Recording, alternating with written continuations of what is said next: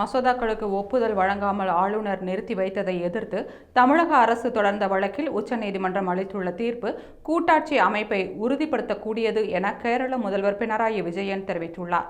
உச்சநீதிமன்ற தீர்ப்பு குறித்து பேசியுள்ள பினராயி விஜயன், மசோதாக்களுக்கு ஒப்புதல் வழங்காமல் ஆளுநர் நிறுத்தி வைத்ததை எதிர்த்து தமிழக அரசு தொடர்ந்த வழக்கில் உச்சநீதிமன்றம் அளித்துள்ள தீர்ப்பு கூட்டாட்சி அமைப்பு மற்றும் சட்டமன்றத்தின் ஜனநாயக உரிமைகளை நிலைநிறுத்தியுள்ளது.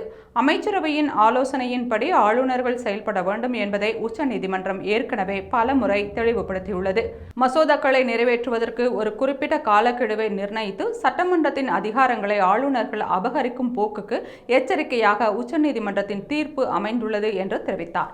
மேலும் கேரளா சட்டமன்றத்தால் நிறைவேற்றப்பட்ட மசோதாக்கள் 23 மாதங்களாக கிடப்பில் போடப்பட்டுள்ளதற்கு எதிராக கேரளா சட்ட போராட்டத்தில் ஈடுபட்டுள்ளது என்றும் உச்சநீதிமன்றத்தின் தீர்ப்பு ஜனநாயகத்திற்கு கிடைத்த வெற்றி என்றும் பினராயி விஜயன் கூறினார். முன்னதாக ஆளுநருக்கு எதிராக உச்சநீதிமன்றம் வழங்கிய தீர்ப்பு குறித்து பேசிய தமிழக முதல்வர் ஸ்டாலின், ஆளுநர் விவகாரத்தில் வரலாற்று சிறப்புமிக்க தீர்ப்பை தமிழ்நாடு அரசு பெற்றுள்ளது. தமிழ்நாடு அரசின் வாதத்தில் இருந்த நியாயத்தை ஏற்று வழங்கப்பட்டுள்ள தீர்ப்பு தமிழ்நாட்டிற்கு மட்டுமல்லாமல் மற்ற மாநிலங்களுக்கும் கிடைத்த வெற்றியாகும். மாநில சுயாட்சி, மத்தியில் கூட்டாட்சியை நிலைநாட்டிட தமிழ்நாடு தொடர்ந்து போராடும் என்று தெரிவித்திருந்தார்.